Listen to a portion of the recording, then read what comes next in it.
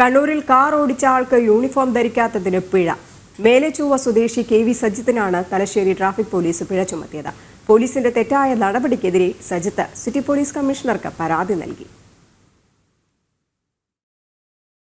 Bus driving അറിയാത്ത കണ്ണൂർ മേലെചൊവ്വ സ്വദേശി സജിത്തിനാണ് uniform ഇല്ലാതെ വാഹനമോടിച്ചതിന് പിഴ ലഭിച്ചത്. കഴിഞ്ഞ ദിവസമാണ് സജിത്തിന്റെ ഫോണിലേക്ക് പിഴയടയ്ക്കാനുള്ള സന്ദേശമെത്തുന്നത്.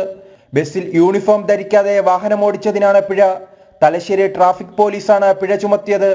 സാഹചര്യം എന്താണെന്ന് വെച്ചാൽ ബസ്സിൻ്റെ ഫോട്ടോ, ആ ചെല്ലാനുള്ളത് ബസ്സിൻ്റെ ഫോട്ടോ യൂണിഫോം ഇട്ടിട്ടില്ല എന്നുള്ള ബസ് ഡ്രൈവറുടെ കുറ്റത്തിന് എൻ്റെ കാറിൻ്റെ നമ്പറിൽ പിഴ ചുമത്തി. ട്രാഫിക് പോലീസ് സ്റ്റേഷനിൽ അന്വേഷിച്ചപ്പോൾ അവർ പറഞ്ഞു ഇത് Thalassery traffic SI Girish Kumar K എന്ന് പറഞ്ഞ അദ്ദേഹം പിടിച്ചതാണ്. അപ്പോൾ ഞങ്ങൾ അവരുടെ പറ്റിയ തെറ്റാണെന്ന് അവർ പറഞ്ഞു.